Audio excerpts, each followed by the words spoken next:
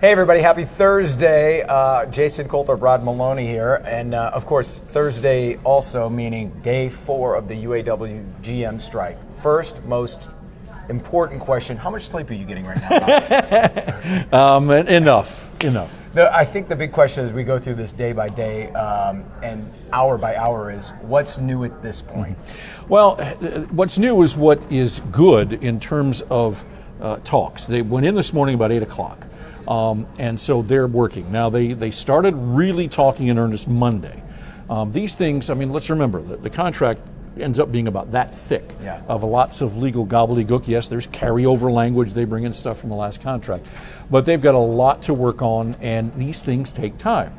By going on strike, by losing Sunday for negotiations and then really kind of doing a reset until Monday, you've really put yourself at probably about a week. So as it stands right now, they're talking. They're in subcommittees.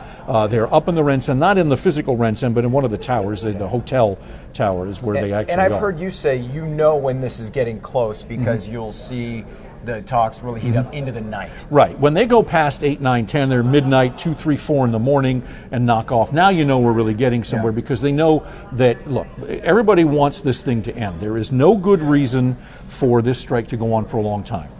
So they're pushing against the deadline, but they also have to deal with substantive issues, very important stuff. And none of these things are easy. And I'm going to be putting a soundbite on at noontime today from one of our experts who says that when you go on strike, it makes it that much more difficult to get a deal. Not because the guys and gals at the table can't get it done, but the people out on that picket line are expecting you to deliver. And you'd better bring it because they're the ones that are going to be voting to ratify it.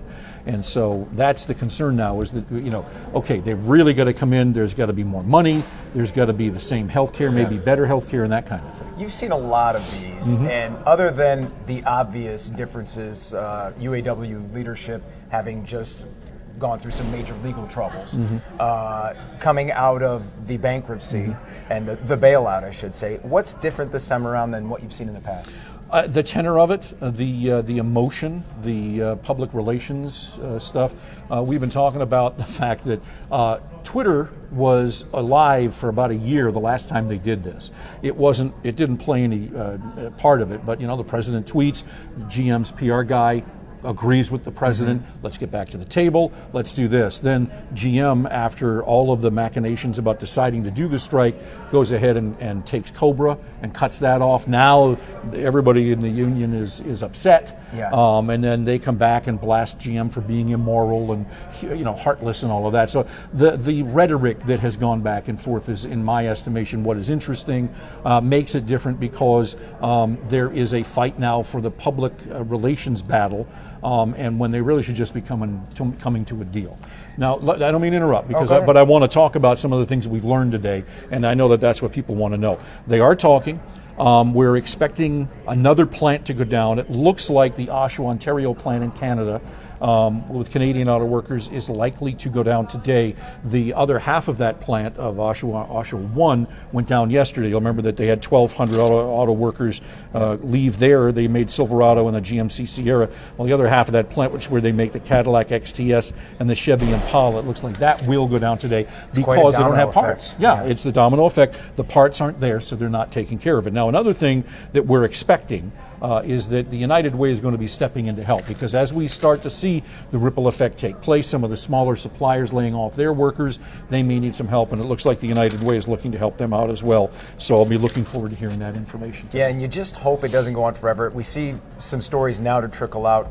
After some of these plants have already closed in other states, other areas, people have come here or they're moving their families, and they're already having troubles, and now they're going on strike. So it's really hard. This is tough. This is for real, and it's one of those things where you get the impression that based on all of the things that were going around with the UAW leadership, that they felt they had to go on strike. Their membership is happy that they're there. I've been talking to people all week, and I haven't met one who was angry about being on the picket line. They feel like they need to stand up to General Motors and to be able to get something more from them after all that's been given up. Yeah. And so therefore they're good with it. The UAW leadership, of course, embattled because of Vance Pearson, the Region 5 director, very close to Gary Jones, the UAW president. What's going to happen there in the whole scandal? So you get the impression, and I know I've talked to a lot of people who believe that in many ways the reason the strike happened was because it gives the leadership a way to show that they're standing up against GM, even though this scandal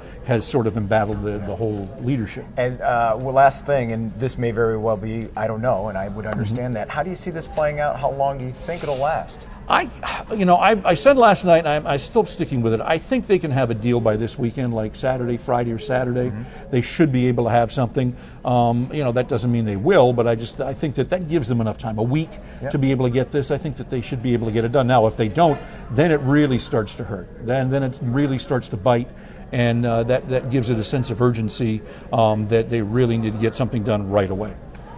Well, there you go. Rod will be on with the latest here in about 40 minutes on Local 4 News at noon, and of course at 5 and 6 later today, and he'll break it down every day. And if you need more updates than that, and he's not updating Twitter, I'll be sure to get you his cell phone number. Just give him a call. That's very helpful. Thank you very much. But in that vein, though, I have been writing a blog every day. Yes. If you go on clickondetroit.com, I did day 1, 2, 3, about 1,400 words a day. That's not bad. It's very good. It's very good. I'm always impressed that you don't lose your mind when as soon as anything happens in the newsroom with this, Rod, what does this mean? Yeah. Hey, Rod. And you're like, yes. And you calmly and rationally break it down. There we go. So here we go. There's nothing new under the sun here, by the way, for anybody, other than the fact that they're being publicly nasty to each other. There really is nothing new under the sun. It's the same process has been working out for the last, 70, 80 years? Yeah. They'll come to an agreement at some point. Hopefully sooner rather than later. All right. For Rod Maloney, I'm Jason Coulter. We'll see you later, everybody.